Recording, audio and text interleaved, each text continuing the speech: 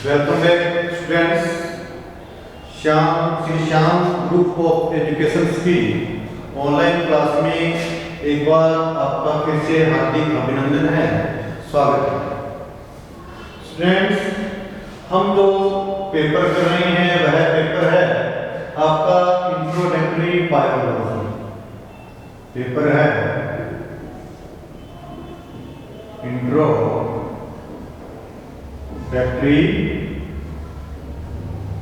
Biology. Introductory biology और introductory biology का ये पार्ट नंबर रहेगा 4 नंबर पार्ट, ठीक है। देखिए स्टूडेंट्स, हमने इससे पहले की क्लासों में यह जाना था कि जो जीव बने होते हैं वो कोशिकाओं के बने होते हैं, और ये जो कोशिकाएं हैं, कोशिकाओं की खोज किसने की थी? कोशिकाओं की खोज किसने की थी? कोशिकाओं की खोज के बारे में जाना था, और कोशिकाओं की खोज के बारे में इस कोशिकाओं का संपूर्ण अध्ययन करके कोशिका सिद्धांत का प्रतिपादन किया गया था, और उस कोशिका सिद्धांत के बारे में भी हमने अध्ययन किया था। देखिए स्टूडेंट्स, अब बात आती है कि जो जीव होते हैं वो कोशिकाओं के बने होते हैं, अर्थात जो प्रत्येक जीव होते हैं वो कोशिकाओं के तो बने होते हैं। क्या ये जो सभी प्रकार की कोशिकाएं हैं आकार या आकृति में एक समान होती है या अलग अलग प्रकार की होती है? ठीक है, तो अब सवाल उठता है कि ये कोशिकाएं एक समान होती है या अलग अलग प्रकार की होती है। देखिए स्टूडेंट्स, ये जो कोशिकाएं हैं, कोशिकाओं का आकार जीव के ऊपर निर्भर करता है। दूसरी बात, उनके कार्य के ऊपर निर्भर करता है।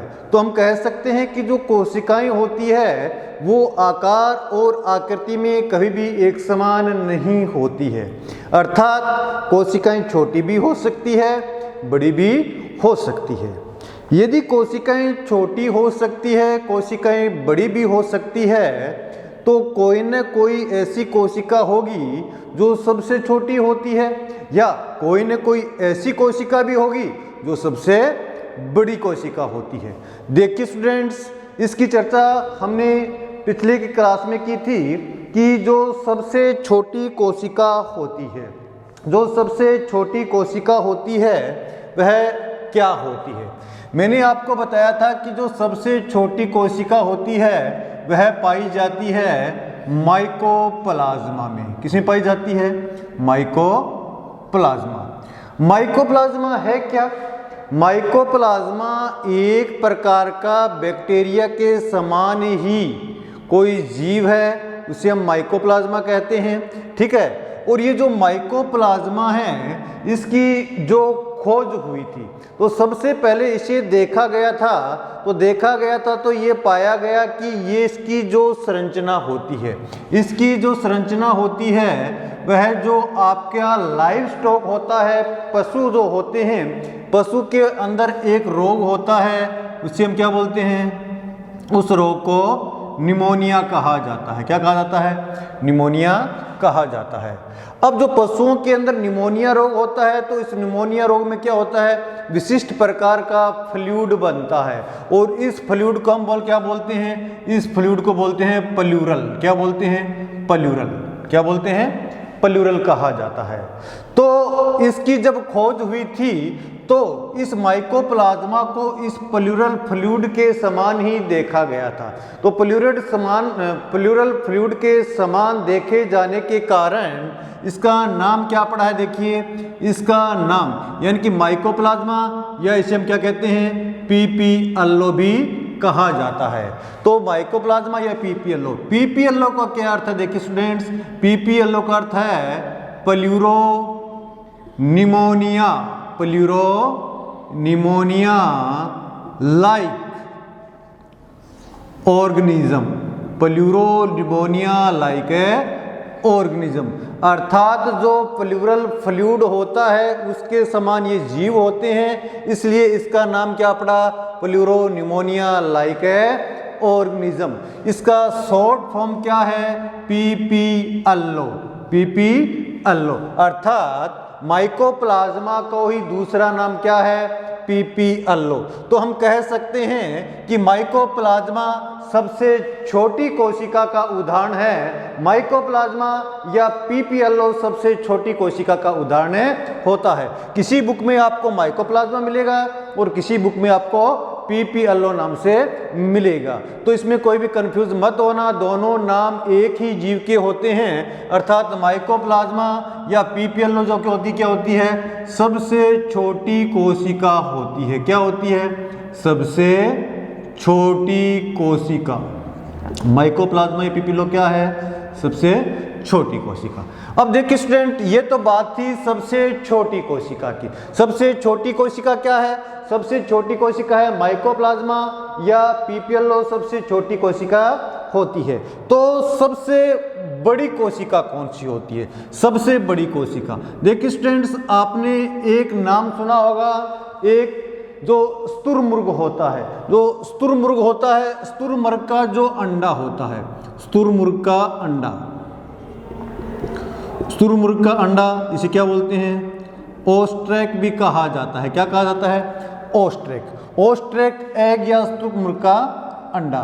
देखिए स्टूडेंट, जो अंडे जो होते हैं वो एक कोशिका होती है, चाहे अंडा छोटा हो चाहे अंडा बड़ा हो। एग जो होते हैं वो केवल और केवल एक कोशिका होती है।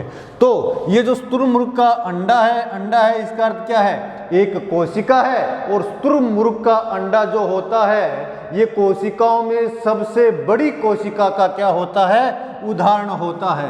अर्थात स्तुरमुर्ग का अंडा फिर क्या हुआ? सबसे बड़ी कोशिका होती है। कैसी कोशिका होती है? सबसे बड़ी कोशिका। अब देखिए स्टूडेंट्स, कोशिकाएं छोटी होगी, कोशिकाएं बड़ी होगी। क्या कुछ कोशिकाएं लंबी भी हो सकती है क्या? जी हाँ, बिल्कुल हो सकती है। जो कोशिका है लंबी भी हो सकती है। और सबसे लंबी कोशिका का जो एग्जाम्पल है वह आपकी होती है तंत्रिका कोशिका, या जो नर्व जो सेल होती है। नर्व सेल सबसे लंबी कोशिका का उदाहरण है। नर्व सेल क्या होती है? सबसे लंबी कोशिका होती है, सबसे लंबी कोशिका।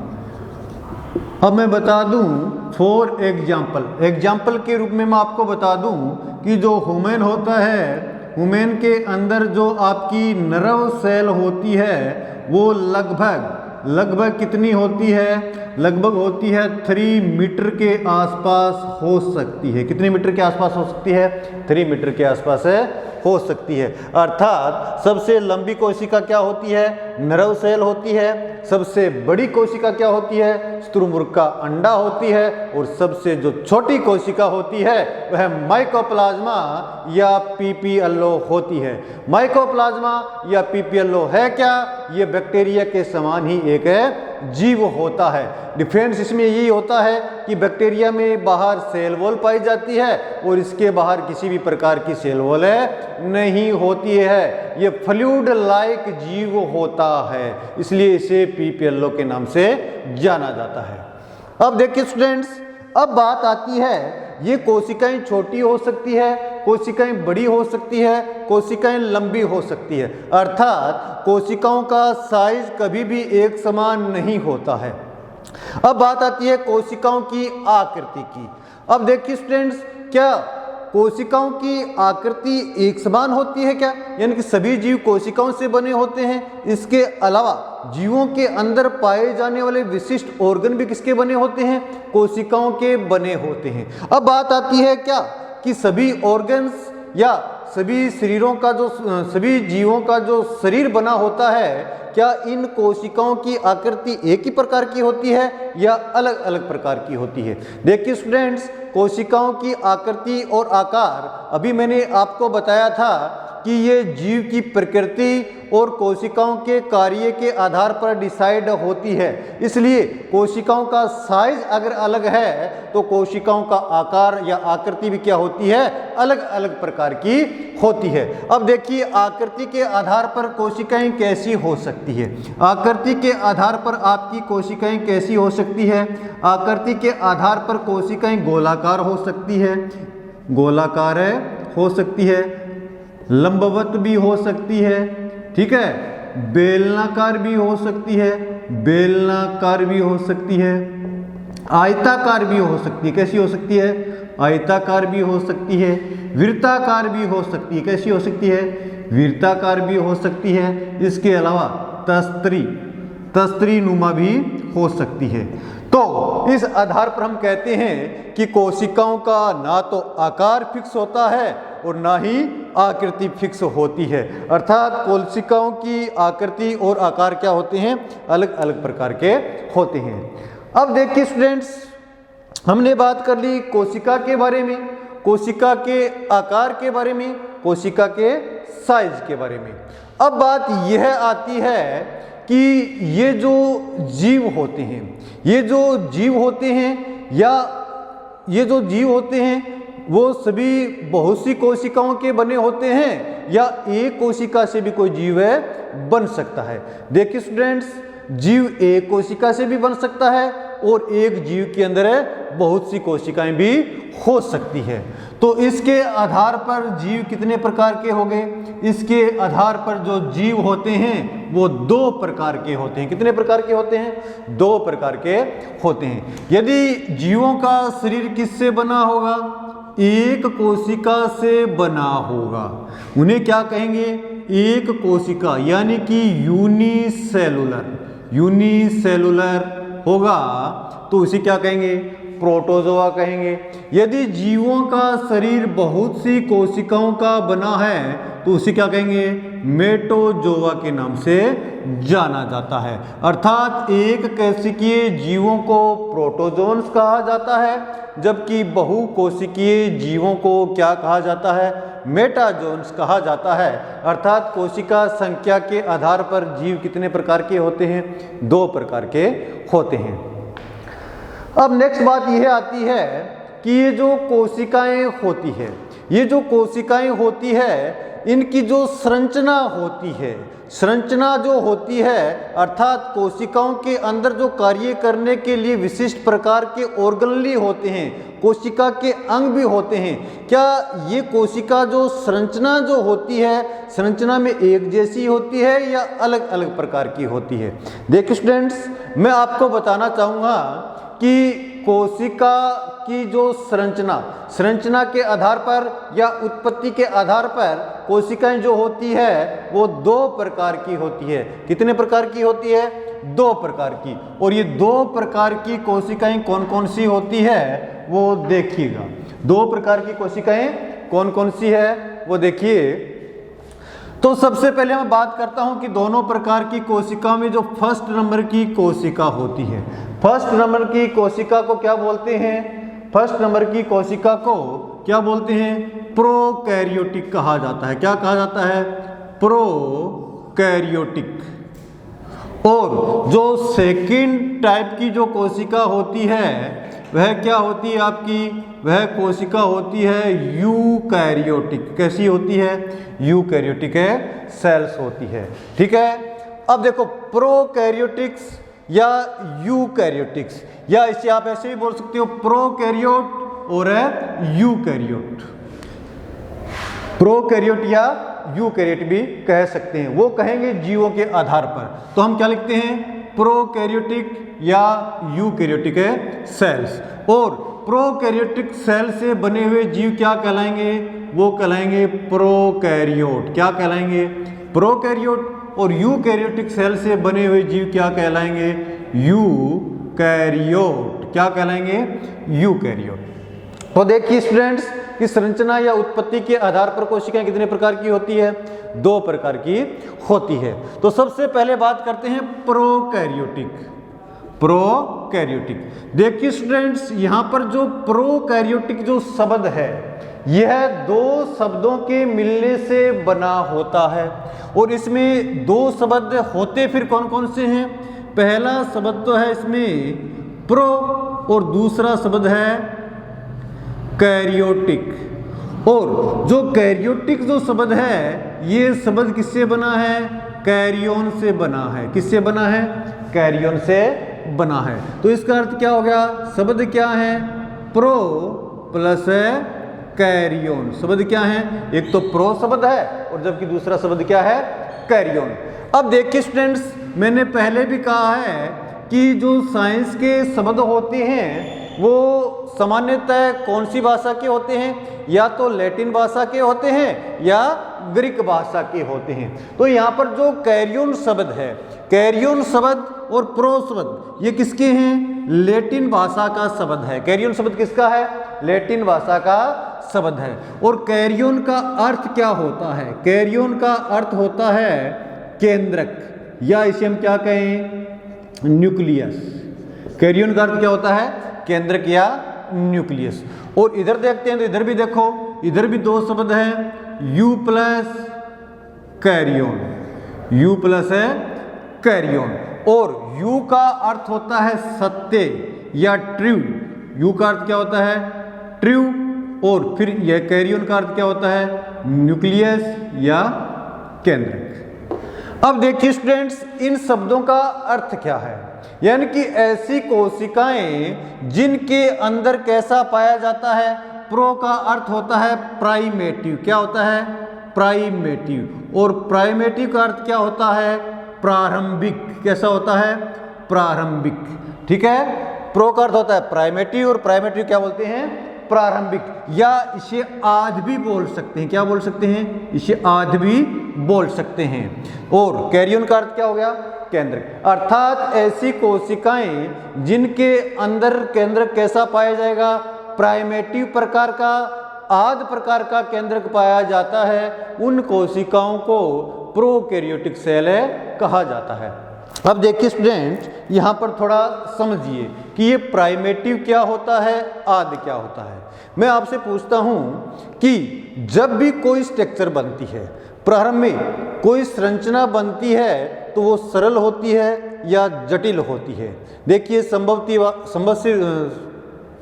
संभव सी बात है कि प्रारंभ में जो संरचना बनेगी वो सरल प्रकार की संरचना बनेगी। अर्थात ये जो कोशिका है ये प्राइमेटिव यानी कि प्रारंभ में, यानी कि जब जीवन की उत्पत्ति हुई थी तो सबसे पहले बनने वाली कोशिकाएं कौन सी थी?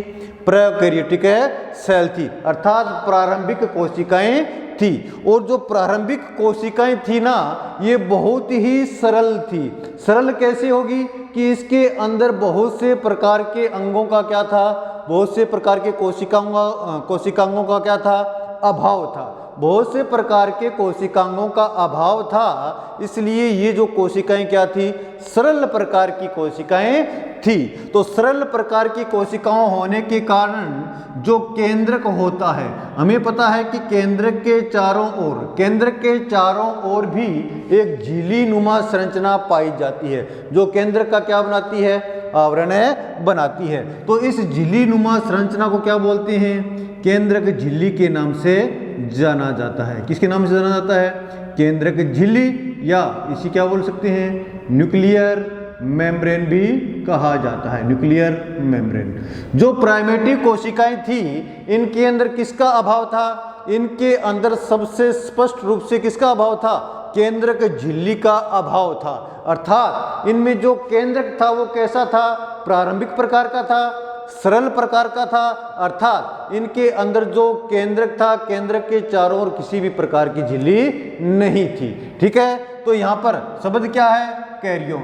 तो केंद्रक से संबंधित है, अर्थात केंद्रक के चारों ओर किसी भी प्रकार की झिल्ली नहीं थी। जबकि यूकैरियोटिक, यू का अर्थ क्या होता है? सत्य। सत्य क्या है? न्यूक्लियस, यानी कि केंद्रक, जिसमें सत्य केंद्रक पाया जाता है। सत्य केंद्रक कौन सा होता है?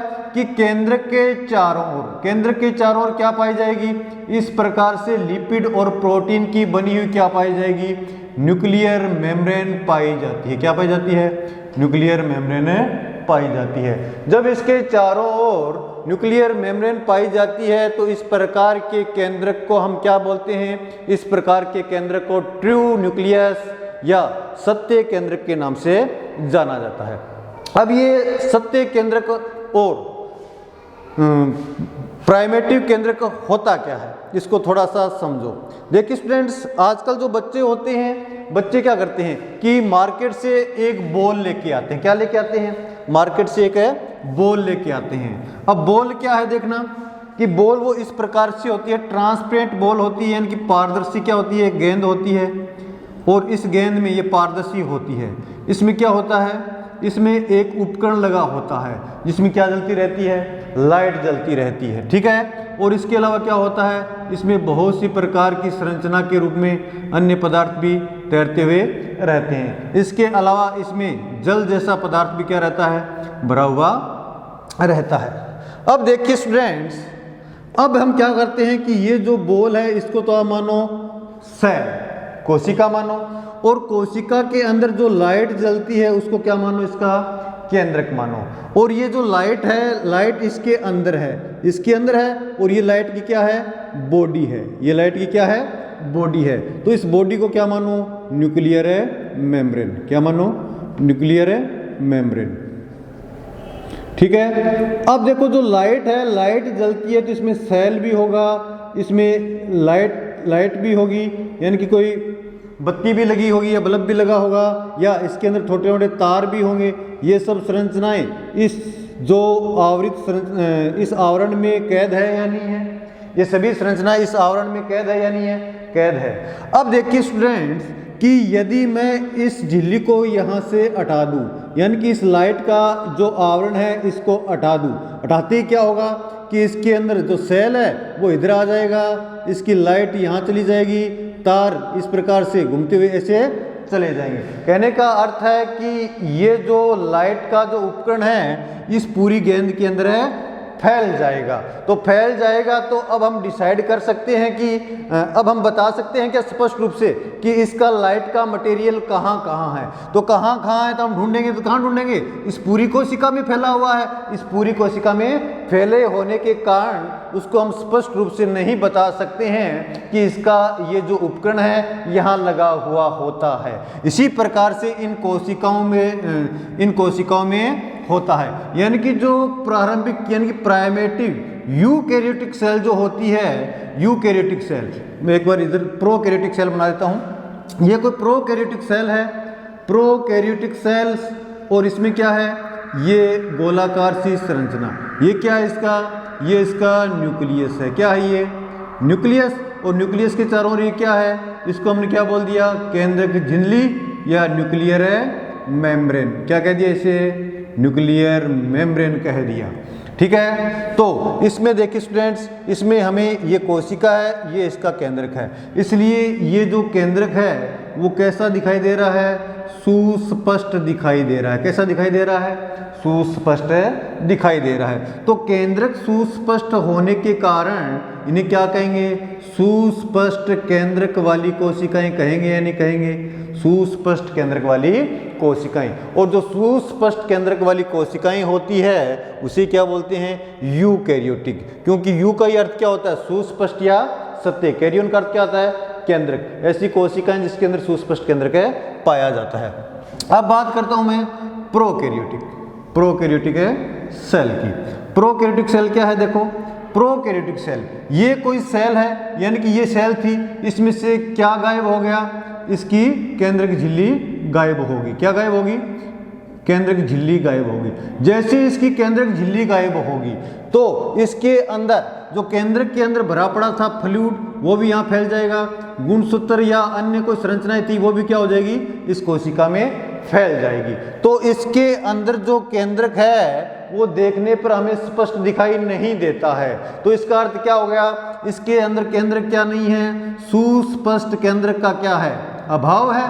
सुस्पष्ट केंद्र का क्या है, इसमें अभाव है। जब सुस्पष्ट केंद्र का अभाव है तो इसलिए इस कोशिका को क्या बोलते हैं, प्रोकैरियोटिक सेल्स कहा जाता है, प्रोकैरियोटिक सेल्स के नाम से जाना जाता है। तो सेल दो प्रकार की होती है, एक तो प्रोकैरियोटिक्स होती है और एक है यूकैरियोटिक्स होती है। अर्थात ऐसे जीव जो किससे बने होते हैं, प्रोकैरियोटिक सेल से बने होते हैं, उन्हें प्रोकैरियोट कहा जाता है। ऐसे जीव जो यूकैरियोटिक सेल से बने होते हैं, उन्हें यूकैरियोट कहा जाता है। अर्थात जीव भी कितने प्रकार के हो गए, 2 प्रकार के हो गए। कौन से, एक तो प्रोकैरियोटिक सेल से बने हुए प्रोकैरियोट, और यूकैरियोटिक सेल से बने हुए यूकैरियोट जीव हो गए हैं। अब देखिए स्टूडेंट्स, जो ये प्रोकैरियोटिक और यूकैरियोटिक जीव होते कौन कौन से हैं। प्रोकैरियोटिक कोशिका से बने हुए और यूकैरियोटिक कोशिका से बने हुए ये जीव फिर होते कौन कौन से हैं। देखिए स्टूडेंट्स, आपने नाम सुना होगा बैक्टीरिया। किसका नाम सुना होगा, बैक्टीरिया। बैक्टीरिया हानिकारक भी हैं, लाभकारी भी होते हैं। बैक्टीरिया हो गया। दूसरा हमने अभी एग्जाम्पल बताया था माइकोप्लाज्मा। कौन सा एग्जाम्पल बताया था थोड़ी देर पहले, सबसे छोटी कोशिका माइकोप्लाज्मा। इसके अलावा कौन से होते हैं, ब्लू ग्रीन एल्गी। कौन से होते हैं, ब्लू ग्रीन एल्गी। इन्हें क्या बोलते हैं, इन्हें नील हरित शैवाल के नाम से भी जाना, नील हरित शैवाल, इन्हें नील हरित शैवाल भी कहा जाता है। यानी कि ये जो कोशिकाएं होती है ये प्रोकैरियोटिक सेल होती है। इसके अलावा जो जीव होते हैं, चाहे वो अमीबा हो एक कोशिकीय हो, चाहे पैरामीशियम एक कोशिकीय हो, या इसके अलावा जो भी प्लांट हैं वो एनिमल हैं, वो ये सभी किसके बने होते हैं, यूकैरियोटिक सेल्स के बने होते हैं। तो ये प्रोकैरियोटिक सेल थी और ये यूकैरियोटिक सेल थी। अब हम अध्ययन करते हैं प्रोकैरियोटिक सेल का, कि ये जो प्रोकैरियोटिक सेल है ये संरचना में कैसी होती है। फिर हम अध्ययन करेंगे यूकैरियोटिक सेल का, कि यूकैरियोटिक सेल संरचना में कैसी होती है। तो देखिए स्टूडेंट्स, यदि हम अध्ययन करेंगे प्रोकैरियोटिक सेल्स का, तो प्रोकैरियोटिक सेल्स का अध्ययन करने के लिए हमें क्या करना पड़ेगा, कि कहीं से कहीं वो सेल लेनी पड़ेगी या नहीं लेनी पड़ेगी। और सेल मिलेगी कहाँ पर, सेल मिलेगी जीवों से। अर्थात कौन से जीवों से, वे जीव जो किससे बने होते हैं, प्रोकैरियोटिक सेल से बने होते हैं। अर्थात उन जीवों की यदि हम कोशिका का अध्ययन कर लेंगे तो वो क्या होगी, वो प्रोकैरियोटिक सेल है, और प्रोकैरियोटिक सेल के बारे में हमें जानकारी मिल जाती है। तो हम प्रोकैरियोटिक सेल्स का अध्ययन करने के लिए क्या करते हैं, या तो कोई बैक्टीरिया लेते हैं, क्या लेते हैं, या तो कोई बैक्टीरिया लेते हैं, या माइकोप्लाज्मा, या ब्लू ग्रीन एल्गी। इनमें से किसी एक का क्या करेंगे, हम स्टडी करेंगे। जब इनमें से किसी एक की स्टडी होगी तो वो सेल्स कौन सी होगी, प्रोकैरियोटिक सेल होगी। ठीक है, प्रोकैरियोटिक सेल की डिटेल स्टडी तो हम आगे की क्लास में करेंगे। अभी समय को ध्यान में रखते हुए मैं आपका इसका पॉइंट ऑफ व्यू दे देता हूँ। देखिए, जो प्रोकैरियोटिक सेल जो होती है, इसके सबसे बाहर क्या पाई जाती है, इसके सबसे बाहर सेल वॉल पाई जाती है। क्या पाई जाती है, सेल वॉल। ठीक है, सेल वॉल के अलावा, सेल वॉल तो सभी बैक्टीरिया के अंदर पाई जाएगी। किसमें पाई जाएगी, सभी बैक्टीरिया के अंदर पाई जाएगी। लेकिन कुछ बैक्टीरिया ऐसे भी होते हैं जो सेल वॉल के बाहर भी एक श्लेष्मिक आवरण और पाया जाता है। क्या पाया जाता है, एक श्लेष्मिक आवरण सेल वॉल के बाहर और पाया जाता है, जो सभी बैक्टीरिया में नहीं होता है, कुछ एक बैक्टीरिया में होता है।